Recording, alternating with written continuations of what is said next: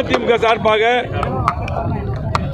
திராவிட முன்னேற்ற கழகத்தை கண்டித்து போதைப் பொருள் கடுமையான புழக்கத்தில் கிட்டத்தட்ட 2000 கோடிக்கு மேல் இந்த கைப்பற்றப்பட்டது. அதை திமுக நிர்வாகி இன்றைக்கு அவர் மேல் வழக்கு தொடுக்கப்பட்டு திமுகவிலிருந்து நீக்கப்பட்டிருக்கிறார். அதை கண்டித்து எங்களது பொதுச் செயலாளர் எடப்பாடி ஆணைக்கிணங்க தமிழ்நாடு முழுவதும் ஆர்ப்பாட்டம் நடந்தது. கோவை மாவட்டத்தில் கலெக்டர் அலுவலகம் முன்பாக செஞ்சுரி சங்கத்தில் மிக பிரம்மாண்டமான ஆர்ப்பாட்டம். மகளிர் அணி தலைமையிலே எங்களது மாணவர் அணி, பாசறை அருமை தம்பிகள்லாம் சேர்ந்து சிறப்பான முறையில் ஆர்ப்பாட்டம் நடத்தினார்கள். இதில் நாங்கள்லாம் மாவட்ட கழக செயலாளர்கள், சட்டமன்ற உறுப்பினர்களும் கலந்து கொண்டோம்.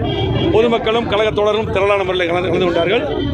எங்களது எதிர்க்கட்சி தலைவர், எங்களது பொதுச் செயலாளர் எடப்பாடி அவர்கள் சட்டமன்றத்தில் காவல்துறை மானியத்தில் 2.5 மணி நேரம் பேசினார்.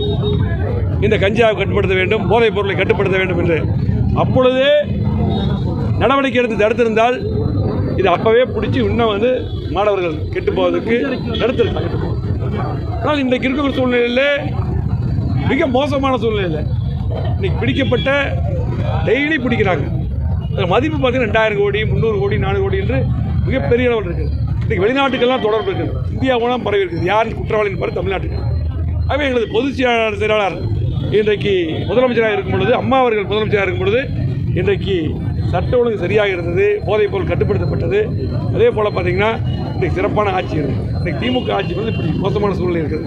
உடனடியாக இந்த ஆர்ப்பாட்டம் மூலமாக இந்த திமுக அரசு உடனடியாக அதையெல்லாம் கட்டுப்படுத்த வேண்டும்.